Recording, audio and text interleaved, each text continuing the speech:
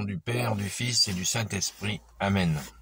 La paix de Jésus soit dans votre maison. J'espère que vous allez bien, que vous êtes dans la paix et la joie de Jésus. Alléluia.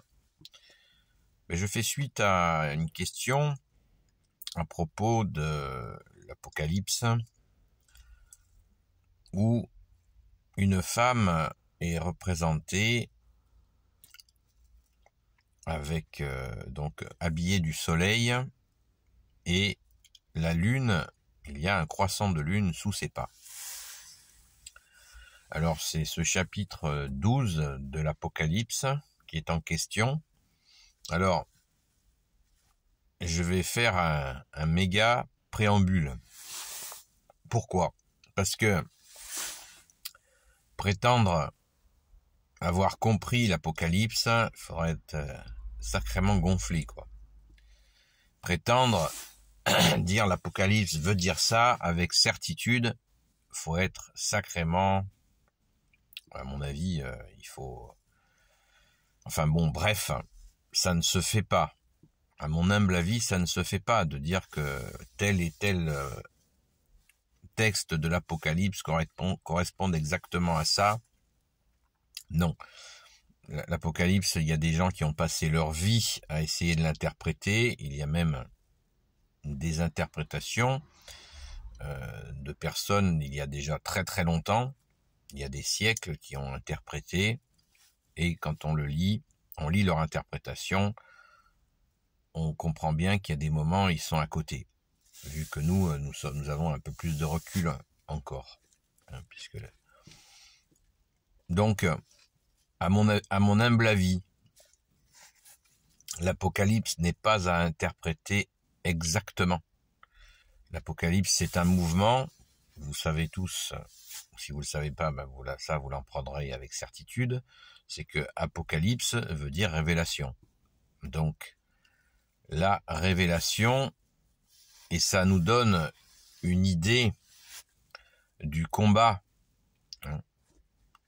comme moi je l'appelle à ma façon, l'agenda gagnant, c'est-à-dire que nous attendons, et nous attendons pas sans rien faire, en priant, et bien sûr en mettant en pratique ce que tu nous dis, bien-aimé Jésus, c'est pas une veille à rien faire, en priant pour ceux qui souffrent, la feuille de route, donner à manger à ceux qui ont faim, donner à boire à ceux qui ont soif, vêtissez ceux qui sont nus, libérez les captifs, visitez les malades, visitez les prisonniers, accueillir l'étranger.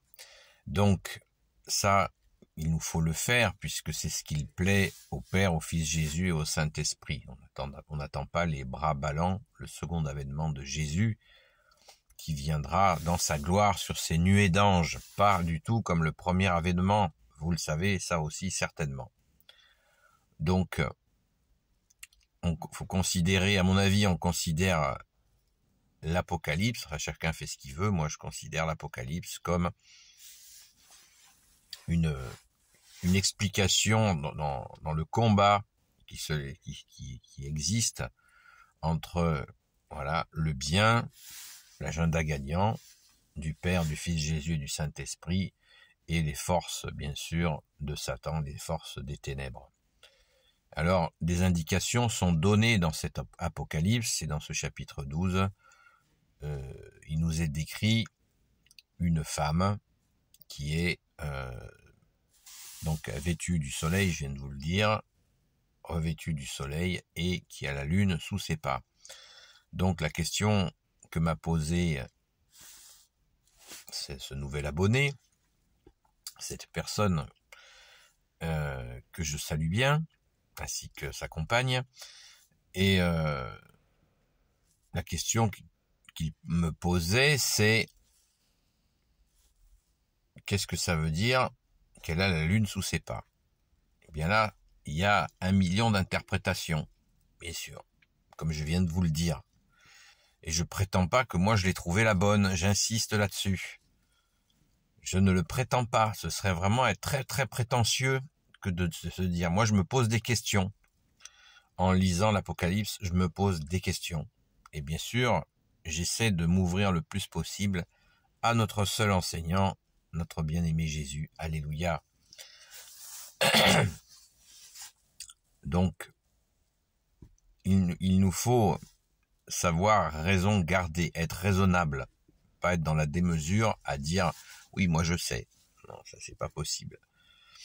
Donc cette femme, et effectivement, déjà on peut imaginer assez facilement que cette femme représentée dans l'Apocalypse, c'est la très sainte Vierge Marie.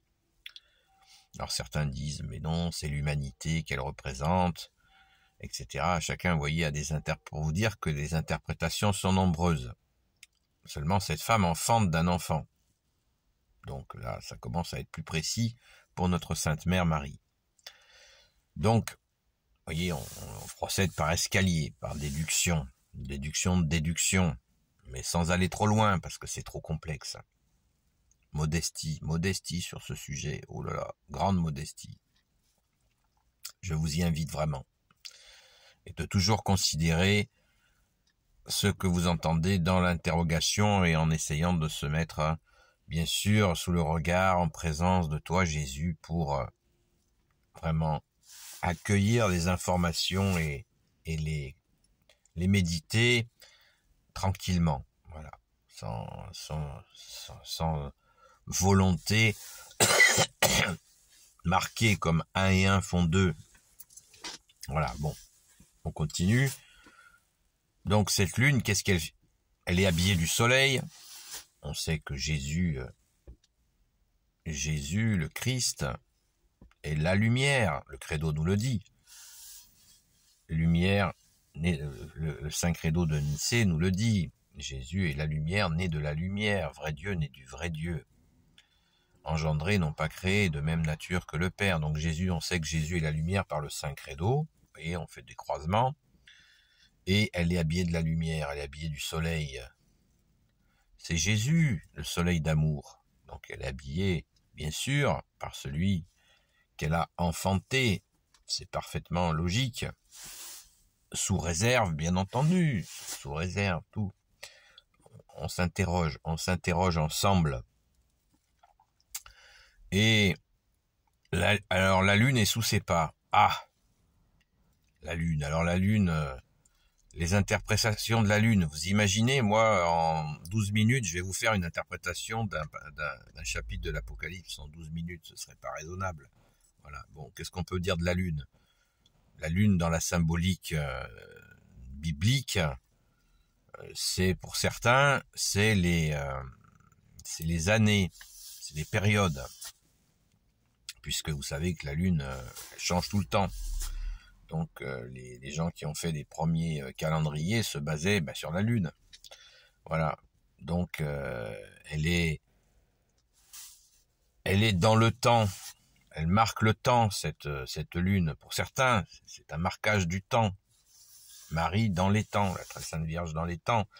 Je sais pas, on peut comme ça laisser aller son interrogation. Et puis il y a aussi la question qui vient immédiatement pour ceux qui s'interrogent, c'est que la lune, vous savez que c'est le symbole des musulmans. Alors qu'est-ce que vient faire Marie? Qu'est-ce que ça vient faire sous les pieds de Marie? Eh bien, écoutez, on peut imaginer, en s'interrogeant, que les musulmans se convertissent. Nous le savons, hein, j'ai fait plusieurs vidéos sur le sujet, et je suis pas le seul, sur la conversion des musulmans. Et qu'est-ce qu'on constate? Que beaucoup de musulmans qui se convertissent, soit ont vu Jésus en rêve, soit ils ont vu la Sainte Vierge qui les appelle à venir reconnaître son divin Fils, le Fils de Dieu, Jésus. La lune sous ses pas, ne voulant pas dire qu'elle les écrase, mais bien au contraire, qu'elle est un repère pour eux, pour qu'ils sortent de ces ténèbres dans lesquelles ils ont été piégés. Donc, c'est peut-être un signe de ce côté-là aussi, car nous le voyons, le retour à Jésus des musulmans conduit à vraiment des joies immenses, des conversions absolument fabuleuses, Et c'est un vrai bonheur. Et que la Sainte Vierge ait été représentée pour que ces gens, qui sont quand même très nombreux, puissent retrouver le chemin, la vérité et la vie que tu es Jésus. Eh bien, c'est vrai qu'ils ont dans leur cœur un amour particulier de la Sainte Vierge. Nous le savons pour ceux qui les côtoient ou qui les ont côtoyés, nous le savons, malgré que c'est souvent avec une connaissance assez limitée de qui elle est. Mais ça n'a pas d'importance. Mais quand on aime quelqu'un, il vaut mieux le connaître. Et c'est une option de réflexion. Certains pourraient dire, ouais, mais l'Apocalypse, il n'y avait pas d'islam au moment de la rédaction de l'Apocalypse. Oui, mais c'est une projection dans le futur, l'Apocalypse. Donc, il faut quand même... Voilà, enfin, on réfléchit ensemble. Donc, en fait, désolé pour cette personne, si elle pensait que j'allais avoir une réponse vraiment carrée, ce n'est pas le cas. C'est juste de la réflexion, de l'interrogation. Et moi, je suis bien sûr ouvert à toute proposition, suggestion, d'intuition, même de réflexion sur le sujet de l'Apocalypse, bien entendu. Béni soit le Père, le Fils et le Saint-Esprit. Amen. Ô Jésus, toi qui peux tout et qui portes tout, toi le Sauveur, toi l'Emmanuel, je te confie toutes celles et ceux qui regarderont cette vidéo, ainsi que leurs proches, selon ta sainte volonté, ô Jésus. Sainte Marie, Reine des cieux, toi l'Immaculée Conception, toi qui écrases le serpent, toi qui es à la lune sous tes pas, toi notre Mère, Notre-Dame. Saint Joseph, toi le juste et le saint, toi le sage, toi la terreur des démons, toi le saint gardien de la Sainte Église catholique apostolique, Sainte Marie-Madeleine, notre chère sainte patronne, et vous, tous les saints et saintes amis de toi Jésus, Saint Michel Archange, qui est comme Dieu, Saint Gabriel Archange, Saint Raphaël Archange et tes anges guérisseurs, et vous tous les anges qui servez Jésus, je vous confie toutes celles et ceux qui regarderont cette vidéo, ainsi que leurs proches, selon ta sainte volonté, ô Jésus. Eh bien, la paix de Jésus soit dans votre maison. Je vous souhaite une bonne méditation. N'hésitez pas à lire ce chapitre 12 de l'Apocalypse. Et je vous dis à très vite.